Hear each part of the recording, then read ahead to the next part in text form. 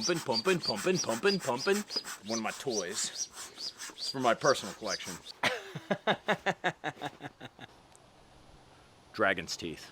So this is some pretty hot stuff. I don't think I've ever like officially tested it, but we're gonna change that today. You really can't talk about the P90 without talking about its armor defeating capabilities. We have a new sponsor who provided us with a dummy.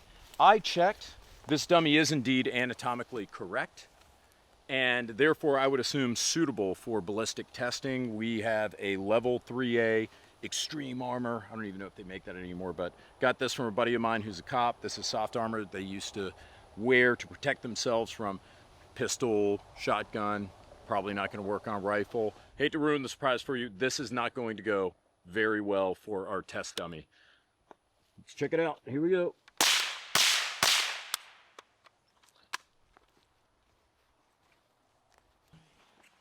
Yeah, there we go. All on about the size of a quarter. Hard to see from the front. In fact, almost invisible from the front. Good center shot. Yeah. It's a good shooting gun. This armor is not intended to protect the weapon from rifle fire, sharp edge, or pointed instruments. Well, I would say that was a pointed instrument. Moving really quick. Went right through this. Hot knife through butter, all that shit. To no one's surprise, because I have shot SS-190, the really hot armor piercing shit with a steel penetrator core, through level 3 hard armor plates. Hey everyone, James Reeves, tricky little mofo of a video, but I've been thinking about this for a long time as someone who genuinely has enjoyed my P90 over the years. Would you like P90 things? Maybe think about signing up at subscribestar.com/tfbtv. I didn't take any money from FN or from anyone to make this video. I'm doing it because you guys support us on Subscribestar, Patreon, Player. If you sign up, we give away at the $5 level or higher, we give away almost $2,000 in gift certificates every single month to Top Gun Supply and Blue Alpha. It's a great deal for you, and you're helping us out. We thank you. We also thank Top Gun Supply, our sponsor, Ventura Munitions, and Blue Alpha. Now let's talk about the P90. FN P90, designed by FN in 1990 to replace 9mm as NATO's go-to caliber for pistols, PDWs. The mission, to create something higher capacity, lower recoil, longer range than 9mm, while also having similar terminal performance and the ability to punch through some body armor. No one seriously disputes that the 5.7 by 28mm project hit all of these goals, except maybe terminal performance. The debate rages on 9mm versus 5.7. I'm not here to take sides, but for me, that debate kind of ended with the 2009 Fort Hood shooting.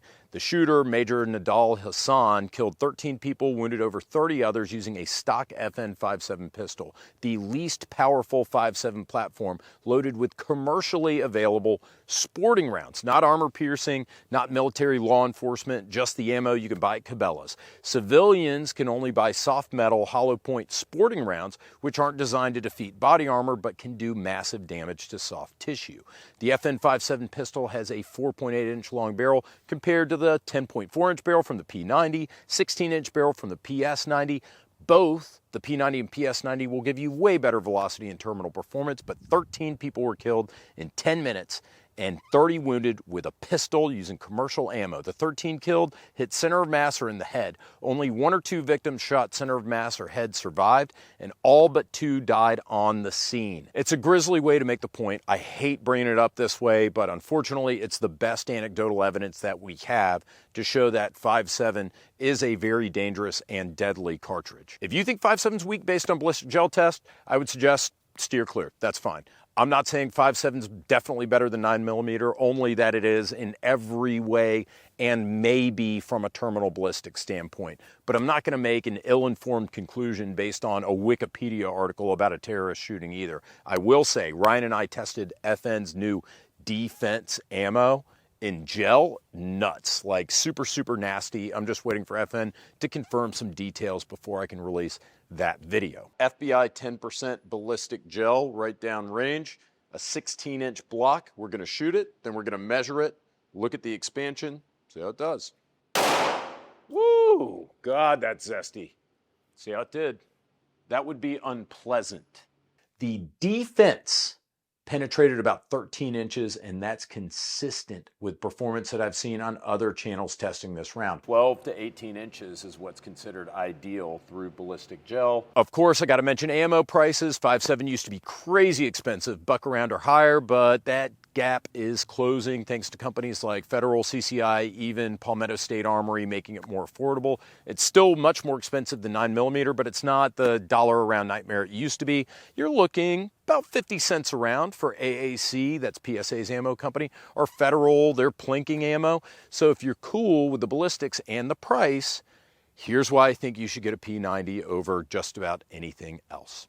Reason number one, there's nothing else like it. It's the only high-end, high-capacity bullpup PDW chambered in 5.728, holds 50 rounds, and fits in a backpack with the stock, air quotes, deployed. There is no stock, right?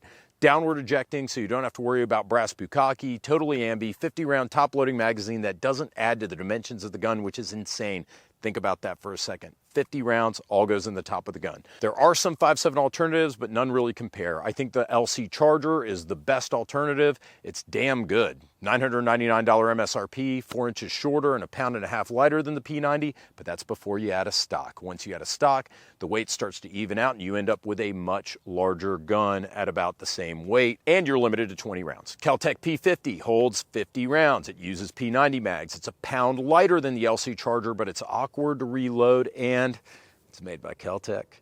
There are some 5.7 AR builds, but all these have questionable pedigree, questionable reliability, and they're not exactly compact. If you want to go the cheap route, get a Ruger, get a Kel-Tec, get a CMMG, but you're going to have a commercial grade firearm that's going to be larger and possibly lower capacity, but you'll save a couple $100. Reason number two, related to that, the P90 is surprisingly affordable. P90, 1700 street, I've seen them as low as $1,300. That might sound like a lot, but compared to $2,000 plus for 9mm HKs or B&Ts, it's a bargain.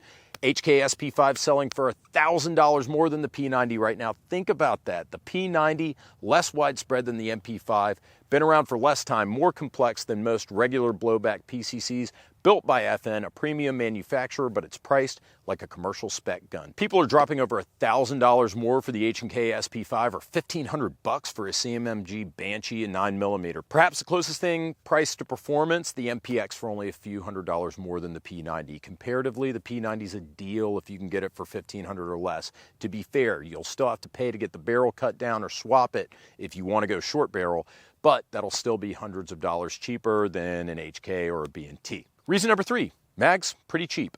OEM P90 mags, $45 or less. Third-party mags are out there for as little as $18. Sure, Colt pattern 9mm AR mags are about the same price, but they're also notoriously unreliable, and they're all manufactured by third parties, not OEM.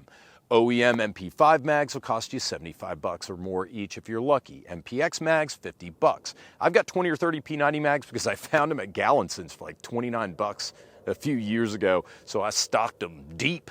And I think you should do the same while you still can. Reason number four, not only are the ammo companies catching up, but so's the aftermarket. For example, SHOT Show 2025, Strike Industries shows off their new P90 chassis kit. Kind of a game changer. Not only do they make a P90 chassis, but they make a PS90 kit for those of you who want to stick with the longer 16-inch barrel, or they want extra modularity, or you don't want to screw with a barrel swap or a tack stamp, whatever. There's also a growing number of small manufacturers offering optic mounts and other accessories for the P90, making it easier than ever to upgrade your P90, and we're only going to see more support. Reason number five, reliability. I don't know how FN did it, but the P90 seems to be a tank. I've never had a failure, not with my P90, not with anyone else's P90, full auto, semi-auto, suppressed, unsuppressed, subsonic, supersonic. It has always run like a sewing machine. My round count isn't as high as many of my 9mm guns, but it's still high enough that I would have expected some sort of failure by then. Hasn't happened even once. Reason number six, I just mentioned shooting it suppressed. It's actually a pretty good suppressor host. You can use 22, 223, 308 suppressors. All of them work great. A short 223 can is ideal, but I've used my Sandman S or my Nomad with no issues.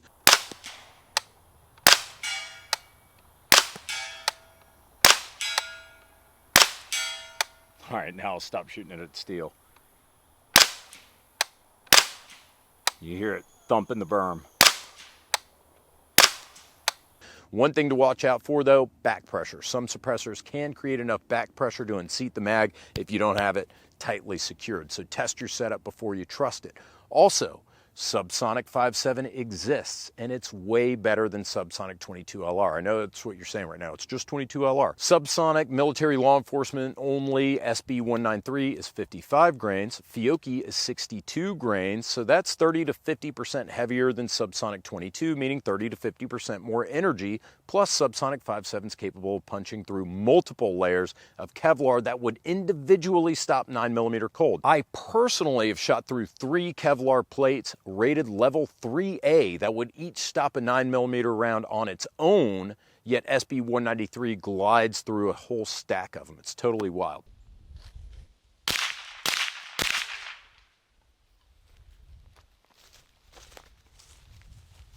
Oh, jeez. Yeah. 1, 2, 3, right on top of each other at 25 feet. And then 1, 2, 3.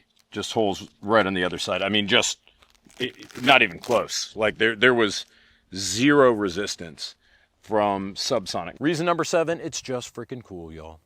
It's iconic. Exhibit A, GoldenEye N64. Exhibit B, the pussy-gettingest sci-fi show of all time, Stargate.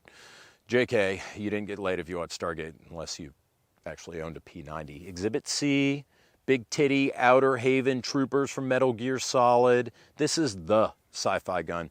Maybe the MP7 comes close, maybe the B&T TP9, but nothing really hits that same level of swag as the P90. Those are my reasons why I think you should consider buying a P90. Do your research on the ballistics, do your research on the ammo prices, but if you're okay with that, trust me, you will thank me later. This is one of those guns where you'll look back and say, James, you were right, this gun was totally worth buying. You guys are totally worth making videos for. I love all of you. Thank you so much for watching. I hope you thought this was an interesting video. If you disagree with me, now don't get me started on ammo price or ballistics, because I'm giving you that. I'm saying that those points are up for debate. But if there's any other reason you think I missed, let me know down in the comments. Thanks again for watching. Take care, everyone.